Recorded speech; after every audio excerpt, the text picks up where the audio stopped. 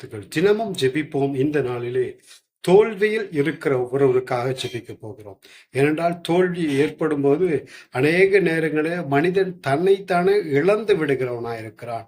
தோல்வியில் வாழ்கிற அனைவரையும் கர்த்தர் வெற்றியாய் மாற்றும்படியாக வேதம் சொல்கிறது, தேவன் எல்லா இடத்திலையும் உங்களை வெற்றி சிறக்க போதுமானவராக இருக்கிறார். தாவீது போன இடமெல்லாம் கர்த்தர் அவனை காப்பாற்றினார். அவன் செய்த எல்லா யுத்தத்திலும் கர்த்தர் வெற்றியை தந்தார் என்று சொல்லி வேதத்தில் வாசிக்கிறோம்.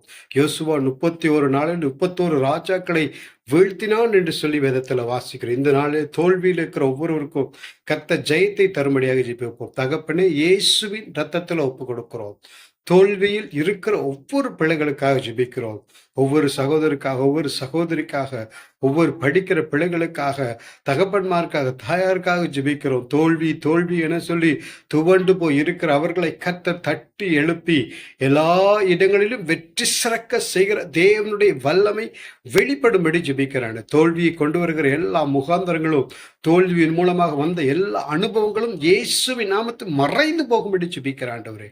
வெற்றி சிறக்கிற இயேசுவின் ரத்தத்தின் வல்லமை வெளிப்படும் எல்லா இடங்களிலும் பிள்ளைகளை வெற்றி சிறக்க செய்யும்படி ஜெபிக்கிறோம். வெற்றி தருகிற இயேசுவின் நாமத்தினாலே, சாத்தானை ஜெயித்த இயேசுவின் நாமத்தினாலே உடைய பிள்ளைகளுக்கு வெற்றி உண்டாகட்டும், ஆர்ப்பாட்டம் உண்டாகட்டும், அதிசயம் நடக்கட்டும். இயேசுவின் மூலம் பிதாவே, ஆமேன் ஆமேன். பயப்படாதிருங்க. கர்த்தர் உங்களை எல்லா இடத்திலும் வெற்றியை அனுபவிக்க உதவி செய்வார். ஆமேன்.